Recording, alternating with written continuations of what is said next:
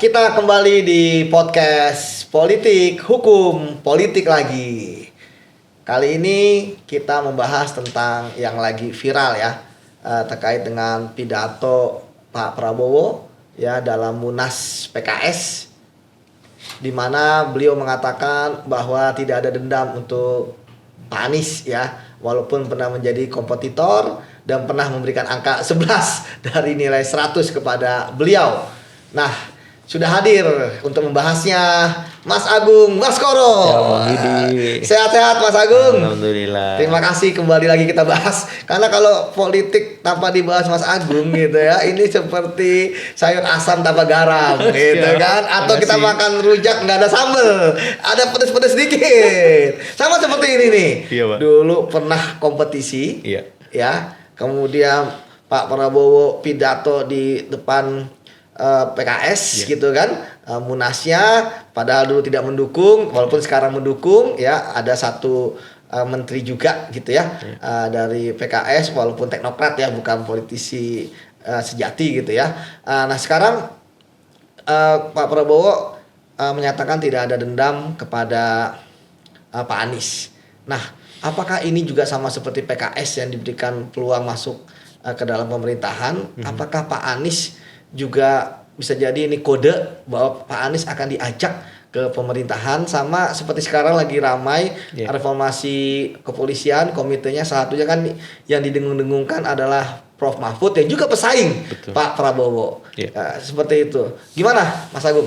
Ya, menarik ya pidato Pak Prabowo di Munas PKS kemarin, karena kita tahu pidato itu lebih kuat muatan rekonsiliasinya, walaupun mengenang masa-masa Pak Prabowo dengan PKS di 2014, 2019, dan ketika 2024 tidak bersama, Pak Prabowo ngeledek, waktu gua menang lu nggak ikutan sih, tapi nggak apa-apa sekarang udah nyusul semacam itu. Jadi itu menarik saya kira, dan PKS mengapresiasi relasi itu dengan mengirimkan kader terbaiknya teknokrat dari ITB seperti itu, bukan kader politik. Dan Pak Prabowo mengapresiasi Pak Yasirli karena memang bekerja dengan sangat keras, karena masalah di tenaga kerjaan cukup kompleks kan Bang. Nah di luar itu semua saya melihat memang hari ini memang praktis secara kuantitatif pemerintah itu sudah punya koalisi kuat di parlemen, mayoritas 81% gitu, menyisakan PDIP di seberang kekuasaan.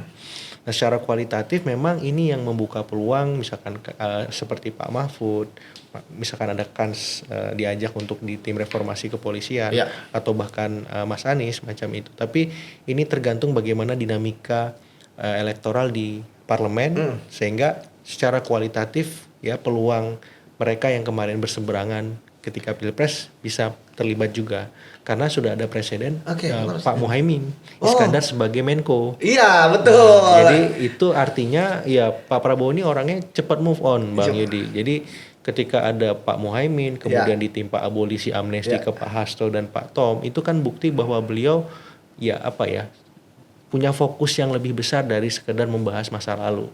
Dan saya kira peluang Mas Anies untuk terlibat mungkin saja di masa mendatang, ketika memang ada situasi-situasi khusus di mana presiden butuh mitra baru dalam berkoalisi. Tapi juga saya melihat memang posisi Mas Anies ini kan sekarang di seberang sebagaimana PDIP. Kita butuh banyak figur ataupun institusi yang bisa mengatakan secara objektif ataupun mengkritik pemerintah secara konstruktif, agar ya ini bisa sehat nih demokrasinya gitu. Tapi di saat yang sama juga tidak menutup peluang kalau memang kompetensi rekam jejak Mas Anies dibutuhkan oleh pemerintah, kenapa nggak masuk gitu. Karena kan semakin banyak orang-orang baik, orang-orang pintar, orang-orang yang memang punya rekam jejak terlibat, itu semakin baik bagi pemerintah kan gitu. Jangan sampai karena alasan sentimen ataupun alasan politis kebaikan itu jadi tertunda, bahkan tidak bisa dilaksanakan kan, seperti itu. Tapi ini kan situasinya dalam posisi pemerintah hari ini fokus dengan kekuatan yang dimiliki. Tapi yang jelas begini, ketika melihat relasi antara Presiden Prabowo dengan Mas Anies itu kan panjang juga. Betul. Ya, story-nya. Ada dari pilkada Jakarta misalkan, itu kan Pak Prabowo pendukung utama ya gitu, dan akhirnya mampu mengalahkan jagoannya Pak Jokowi waktu itu, sehingga saya kira relasi itu sebagai salah satu presiden juga bahwa dalam politik kita itu nggak boleh terlalu Baper. gimana. Baper. Bawa perasaan ya. Benci. Terlalu sayang. Nggak bisa salaman. Jangan bikin jurang. Iya. Karena semuanya bisa berubah dalam satu waktu, bukan hanya satu periode. Dia 1 jam pun bisa berubah relasi antar elit politik kita. Jadi para pendukung di bawah objektif saja. Mas Anies itu pernah menjadi pendukungnya Pak Jokowi. Betul. Gitu. Atau Pak Roy Suryo pernah menjadi pendukungnya Pak Jokowi. Nah, tapi tiba-tiba kemudian keduanya berbeda haluan. Ya itulah politik kita. Nah, para pendukungnya jangan sampai memasukkan ke dalam hati sedalam-dalamnya. Sementara elit politik ini terus bermanuver kan Bang. Kita nggak tahu nanti bisa jadi Mas Anies gabung ke Pak Prabowo atau misalkan ya Mas Anies tetap dalam posisinya di luar kekuasaan. Tapi ini kan sudah dibuktikan juga tiba-tiba Pak Tom dapat abolisi. Siapa yang menyangka? Kan apa mungkin ya mereka yang di seberang jauh kekuasaan sana dapat abolisi kemudian dapat amnesti? Ternyata bisa. Nah karena saya berapa kali menyaksikan presiden ini punya nalar-nalar yang apa ya Bang? Out of the box. Terus inovatif juga. Dia seringkali ada terobosan-terobosan baru yang dia lakukan yang itu akhirnya membalik persepsi masyarakat juga. Misalkan Pak Prabowo dari militer nih. Ya. Wah ini pasti otoriter. Ternyata kesini-sini enggak juga. Sama aja kayak sebelum-sebelumnya juga. Betul. Dikasih amnesti, dikasih abolisi. Ada nggak misalkan ribuan orang dapat itu? Enggak. Ya kan maksud saya nggak gampang loh. Maksudnya orang militer itu ngasih. Maksudnya saya bilang Pak Prabowo ini militer iya, tapi nggak militer banget lagi sekarang karena beliau punya partai kan. Betul. Gitu. Terus yang kedua relasi beliau dengan ekosistem juga dengan sipil semua gitu. Dan resikonya sekarang kalau kita asik sendiri, ini ada medsos, ini ada Gen Z milenial, mayoritas sosiodemografi menguasai di Indonesia, populasi yang gampang nggak puas, gampang komplain, kritis, terus well educated. Kalau kita main-main power pemimpinnya termasuk presidennya dengan populasi semacam ini, bahaya. Udah banyak contohnya di negara lain karena jadi maksud saya ya presiden dan timnya juga paham situasi itu. Jadi kekuatan-kekuatan di seberang itu dihargai sama pengharganya dengan teman-teman koalisi juga. Kenapa kemudian dapat amnesti, dapat abolisi, tapi ini terukur Bang. Karena kan ada juga kemarin teman kita yang baru ketangkap juga minta amnesti langsung dipecat. Iya betul. Itu artinya menarik tuh. terukur. Biasanya nunggu inkrah. Ini langsung loh. Iya, nah padahal kan beliau kader partai. Kemudian juga relawan. Nah, tapi ketika beliau teriak amnesti ataupun abolisi ternyata langsung dipecat. Artinya apa? Amnesti abolisi itu bukan sembarangan loh. Saya menangkap pesan itu ketika presiden memberikan ke lawan-lawan politiknya. Karena kawan politiknya sendiri pun kalau nggak layak mendapatkan itu nggak diberikan. Terus yang kedua juga reshuffle Bang. Ini kan juga menarik ya. Kalau misalkan banyak sorotan ke Poros Solo, ya, tapi juga Poros Tokumar juga kena. Dan saya melihat ya Poros Cikes juga bisa nanti di periode selanjutnya kalau nggak bisa kerja.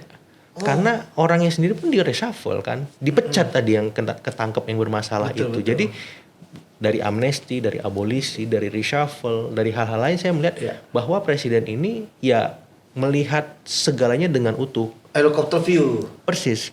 Ya kita temenan tapi kalau lo bermasalah sorry bos. Betul. Gua nggak mau terbebani nih karena gua punya fokus kerja yang besar dan harus mensejahterakan tadi.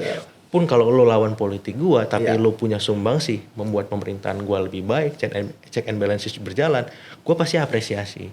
Tapi terukur ya gitu. Jadi saya menangkap pesan-pesan itu yang seringkali banyak yang mengekspos ya milih-milih kan. Betul. Ya ini buat Solo aja nih, ini buat Tokumar aja nih, ini nggak buat Cikes. Tapi sebenarnya presiden itu melihat semua poros ini sama pentingnya Bang.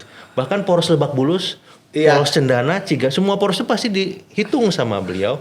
Ada matematikanya ya? Persis, matriks elektoral kita bilang. Elektoral. Ya semakin banyak checklistnya semakin baik bagi stabilitas politik kan Bang. Gitu. Karena ya kalau saya melihat ya apa yang beliau sampaikan bahwa politik merangkul, yang rangkulisme itu yang saya bilang itu memang terejawantah di domestik kita, tapi di level global juga dengan good policy neighborhood itu menjadi tetangga yang baik bagi semua. Cuman tetangga yang baik ini juga bukan baik-baik juga, maksudnya kalau diserang juga kita lawan kan gitu. Nah sama juga berkoalisi rangkulisme itu juga ada porsinya, ada ukuran-ukurannya. Kalau misalkan dalam situasi di mana ini membahayakan demokrasi kan PDIP akhirnya diseberang gitu, walaupun sudah diajak gitu. Tapi kan menurut saya ini bagus juga Ya artinya PDIP merefleksikan itu, kemudian pemerintah Presiden Prabowo juga mengevaluasi, ya sudah kayaknya memang lebih bagus seperti sekarang narasinya narasi penyeimbang sebagai mitra kritis dan mitra sangat strategis. Jadi kalau Mas Agung lebih suka di luar ya, di luar pemerintahan gitu ya. Jadi memang menarik ya. Tadi ada menarik ya. Pak Prabowo memang orang yang ya pemaaf gitu ya. Kemudian yang kedua yang saya lihat beliau ingat jasa dari orang-orang yang pernah berkeringat, betul, gitu kan. Betul. Apalagi udah menang jadi presiden ini. Dan tapi kalau misalnya terkait dengan kinerja kan juga tentu jadi prioritas. Dan terkait dengan tadi bahwa tetap beliau walaupun kemudian ada pergantian, ada reshuffle kan semua soft landing. Ya kan nggak ada yang kemudian hilang dari peredaran atau bingung kerja apa. Misalnya kayak Mas Hasan Nasbi gitu kan begitu selesai jadi komisaris. Artinya kan soft landing. Betul. Ya kan betul. sehingga kan tidak ada yang namanya baperan lah gitu kan dan lain sebagainya. Memang itu kan menarik, artinya apa? Artinya kan untuk menjaga keseimbangan. Jangan sampai orang yang sudah dalam rentang kendali kita ya kan itu malah berbalik ya kan. Itu yang pertama. Kemudian yang kedua ya kembali lagi tadi ya kode-kode kan pasti kan wartawan bertanya ke Pak Anies ya. Pak Anies juga menjawab saya pikir dengan santai juga ya. Ada kedut-kedutan nih, ada yang ngomongin saya berarti kan. Artinya kan sebenarnya kan chemistry-nya hampir ada nih. Apalagi tadi hal yang paling penting itu kan ketika Pak Tom Lembong ya mendapatkan abolisi yang tidak diduga. Betul. Padahal sebenarnya udah divonis. Dan artinya tentu ya sekali lagi bahwa kan ketika seorang presiden itu berpidato ya, apalagi pidatonya kan ketika membicarakan misalnya pilpres kayak Pak Anies kan pasti tidak ada di dalam naskah gitu kan. Artinya sebenarnya kan ada concern ya. Nah sebenarnya kalau dari catatannya Mas Agung berapa kali sih pertemuan pasca pilpres Pak Anies dengan Pak Prabowo? Pertemuan resmi ya. Kalau pertemuan resmi saya memang agak tidak mengetahui, tapi mungkin waktu itu pernah ya, waktu yang pas pelantikan. Pas pelantikan ya, yang ini ya pelantikan presiden datang. Datang. Yang kemudian tepuk-tepuk ya. Resmi. Oke, itu satu hal. Tapi yang kedua memang saya melihat momen-momen itu biasanya tercipta ketika tidak resmi sih, Bang. Yang kita memang mungkin ya utusannya ada. Oh ada ya, saya ada pasti ya. Karena tadi kan Mas bilang sendiri, pasti komunikasi dijalin gitu kan. Mungkin lewat orang-orang terdekatnya. Iya. Cuman kan kita tahu Mas Anies ini juga punya pendukung laten atas nama anak Abah yang itu sangat diametral dengan kekuasaan hari ini. Itu juga mungkin ditimbang juga ketika memang ada ajakan untuk bergabung. Tapi gini Bang Yudi, tidak menutup kemungkinan kalau saya di politik ya. Karena Pak Prabowo bisa melakukan itu juga ketika diajak Pak Jokowi masuk di 2019 sebagai Menteri Pertahanan. Itu kan luar biasa, lebih ganas ya. Lebih ganas 2 kali kan. Oh ya Pak Prabowo kemarin bilang kalau bicara kekalahan belajar dari saya ya kan 4 kali kan. Ya, jadi maksud saya peluang itu ada. Cuma ya? memang tergantung situasi politik secara makro. Apakah memang ada turbulensi besar yang itu membuat ya teman-teman yang di luar tadi harus membantu ikut masuk ke dalam. Nah, apa turbulensi misalnya? Adakah satu pihak yang keluar kemudian digantikan gitu kan? Atau memang ada faktor lain misalnya ekonomi turun dan lain sebagainya? Itu gimana? Iya, ekonomi paling menentukan paling menentukan, paling make sense, paling matters gitu karena ini yang menopang elektabilitas dan approval rating presiden Mas Yudi. Karena kalau ekonomi kita kurang baik, ya kepuasan kinerja terhadap pemerintah buruk di bidang itu, ya ini bisa berbahaya gitu. Dan di sini kontribusi teman-teman yang di luar kekuasaan untuk membantu apakah secara langsung atau di luar dalam narasi penyeimbang PDIP itu. Tapi saya melihat hal lain yang paling penting juga ketika ada situasi eksternal. Ya misalkan maaf nih, jangan sampai ada krisis global, ada situasi geopolitik geostrategis misalkan di Eropa, di Timur Tengah atau di kawasan lain yang itu memburuk, sehingga mengganggu katakanlah supply chain, pertumbuhan ekonomi dan seterusnya. Dan mau nggak mau kita sebagai anak bangsa harus bersatu semua, menyatukan kekuatan supaya kita bisa melewati masa ini sebagaimana pandemi waktu itu. Nah, kita kan bahas politik waktu pandemi, tapi kan nggak setajam dan se ekstrim apapun karena kita mikirin nyawa masing-masing. Nah itu kayak gitu-gitu kan sangat mungkin di masa depan mengemuka, walaupun saya berat tidak gitu ya, cukuplah waktu itu saja. Tapi ya kekuatan-kekuatan dari luar koalisi maupun dari dalam itu akan saling menopang kalau situasi ekstrim itu terjadi Bang Yudi gitu. Atau misalnya tadi ada salah satu koalisi keluar. Betul, itu bisa juga ya. Karena mendekati Pilpres 2029 Bang. Betul. Nah, karena dia tidak diajak jadi wapresnya Pak Prabowo lagi misalkan, atau karena satu dan lain hal elektabilitas lebih tinggi, itu juga bisa menjadi pemicu yang membuat koalisi di dalam pecah ya. Akhirnya ya berkompetisi dan membuka ruang bagi koalisi yang di luar untuk masuk dan menjadi koalisi pendukung pemerintahan semacam itu. Nah kalau tadi kan sebenarnya ada sinyal-sinyal sudah mulai, kan gini, kan nggak mungkin kalau nggak dipedulikan dibicarakan kan gitu. Kita aja pura-pura benci sama orang tapi dalam hati seneng gitu kan. Nah artinya apakah bisa nggak nih? Bisa kan dari Pak Anies sekarang kan.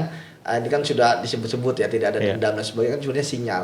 Kalau dari pendapat Mas Agung dari Pak Anies sendiri, kalau misalnya ditawarkan itu mau atau tidak ya? Karena gini, saya mengenai masalah tawar-menawar dan sebagainya itu kan bukan di ruang terang. Itu pasti di ruang gelap. Sudah ada pertemuan sebelumnya. Bahkan kita tahu waktu kasus Google Chrome bagaimana Mas Nadiem gitu ya, ternyata udah tahu mau jadi menteri ya kan, beberapa bulan sebelumnya gitu ya. Bahkan sampai bikin grup WA. Padahal kalau dari publik kan taunya dipanggil gitu kan, padahal dipanggil itu kan gimmick aja berarti.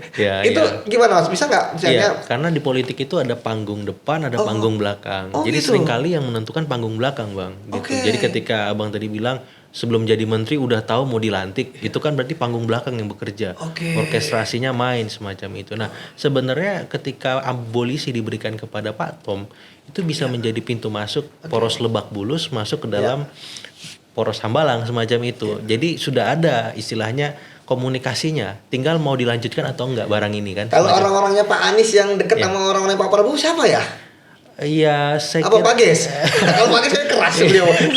Saya kira dulu kan karena pernah bersatu di Pilkada Jakarta kan, Bang. Harusnya antara Gerindra dengan Pak Anies dan tim di sekelilingnya mestinya ada relasi yang tertinggal gitu. Ada artefak-artefak sosial politik yang masih tersisa gitu. Betul. Tapi mungkin ini kan tidak dimulai atau diawali supaya terjadi komunikasi intensif kan. Tapi abolisi itu buat saya presiden menarik bagi poros Lebak Bulus ya. Ini baru satu hal. Nah kan kita tinggal nunggu. Ini Hambalang udah ngasih nih abolisi. Poros Lebak Bulus ngasih apa? Betul. Oh jadi politik tuh gitu ya, saling memberikan ya? Ya asal paham aja sih Bang. Jadi masa mau nerima terus? Ya, sama tahu. Oke. Oh berarti gitu ya Mas Agung. Jadi ini dikasih nih abolisi, sekarang ngasih apa? Ya mungkin. Tapi kan menarik ya. Saya lihat Pak Anies ini kan dan pendukungnya ya, yang disebut anak Abah itu kan bukan partai politik yang sama. Kalau kita belajar partai politik itu kan institusi dan sebagainya, tetapi bagi saya malah melebihi, ya kan?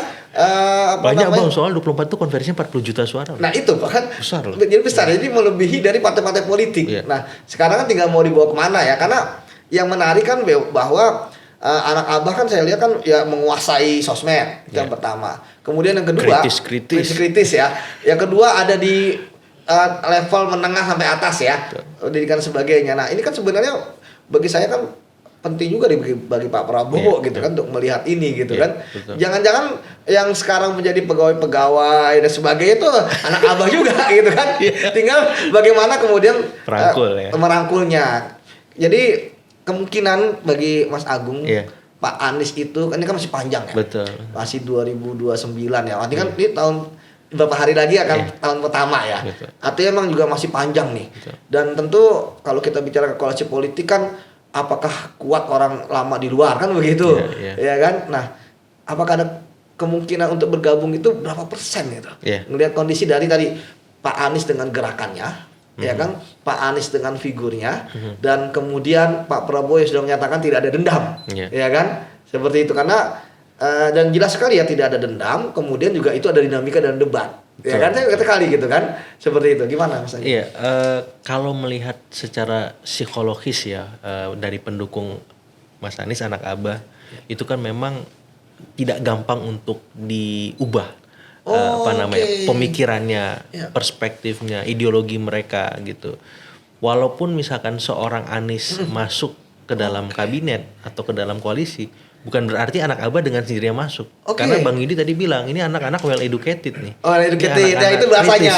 Ini anak kritis, anak-anak yang terpapar informasi secara masif. Jadi Pak Prabowo akan menghitung apakah mengajak Anies dengan sendirinya pendukungnya akan masuk gerbong kan ikut gitu kan. Tapi kalau misalkan enggak, ya apa benefit untuk saya kalau nanti saya juga dikritik, malah lebih besar kritikannya. Mas Anies juga gitu. Wah, kalau saya masuk saya dikritik juga. Betul. Loh, gimana nih basis saya kan? Artinya terlalu mahal harganya ternyata kalau dirasionalisasi ketika masuk ya ke dalam koalisi ataupun ke dalam kabinet Mas Aniesnya.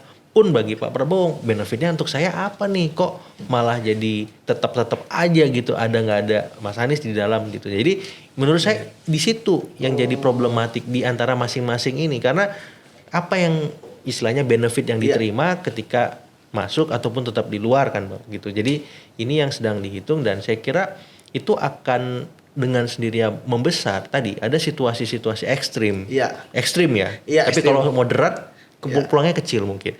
Tapi kalau ekstrim sangat mungkin bisa bergabung semacam itu karena ya situasi kebatinan masyarakat lagi butuh persatuan nasional. Nah, dari tantangan dari luar misalkan atau ada koalisi yang kemudian melawan dengan sangat keras, lebih keras dari anak abah misalkan. betul. Itu kan butuh kebersamaan kan gitu. Tapi kalau situasi ekstrim itu tidak muncul, saya kira peluangnya kecil gitu karena baik bagi Anies maupun bagi Presiden Prabowo ini belum tampak lebih besar benefit atau manfaatnya bagi kekuatan politik mereka secara keseluruhan gitu. Karena ya bagi Pak Prabowo kan sederhana. Ketika misalkan mengajak Anies otomatis harapannya kritiknya berkurang, malah apresiasi yang tinggi kan. Tapi kan tidak dengan sendirinya karena anak-anak ini sangat cerdas dan kritis. Memang mau mereka mengapresiasi tanpa syarat kan? Itulah. Nggak sesederhana itu kan. Betul. Seperti itu. Jadi saya kira di situ bedanya dengan ketika Anies kemudian tetap memilih seperti sekarang gitu dan saya berharap memang beliau ya mestinya membuat partai atau ormasnya berubah jadi partai supaya punya posisi tawar tidak di PHP ketika pilkada seperti pilkada kemarin. Itu PHP itu ya. Beliau punya elektabilitas tapi nggak punya partai, maaf nih nggak menarik karena beliau lupa menyiapkan relawan mereka untuk mengumpulkan KTP misalkan agar bisa maju secara independen. Nah, di presiden kan nggak ada independen, belum ada. Jadi otomatis harus punya partai kalau beliau ingin mengkanalisasi suara yang 24% atau sama dengan 40 juta di 2024 supaya bisa lebih besar lagi di 2029 seperti itu. Wih, mantap analisisnya Mas Agung. Jangan bosan-bosan dengan senang hati Bang. Ke podcast kita gitu kan, walaupun podcast kita baru tapi kita berharap suaranya bisa sampai ke istana, sampai gedung DPR, gedung KPK kan. Dan penegak-penegak hukum lainnya. Amin. Kita berharap bahwa ya para pemimpin kita, ya Pak Prabowo sebagai presiden, saat ini kita bahas juga Pak Anies ya apapun posisinya, bisa nanti Pak Anies pun masuk kemudian menjadi menteri ya kan, ataupun tetap di luar, ya itu semuanya adalah demi kebaikan bangsa kita. Karena memang satu hal yang pasti ya persatuan bangsa ini tentu yang akan menjadikan bangsa kita kuat. Sehingga demikian PHP kita kali ini. Salam anti korupsi.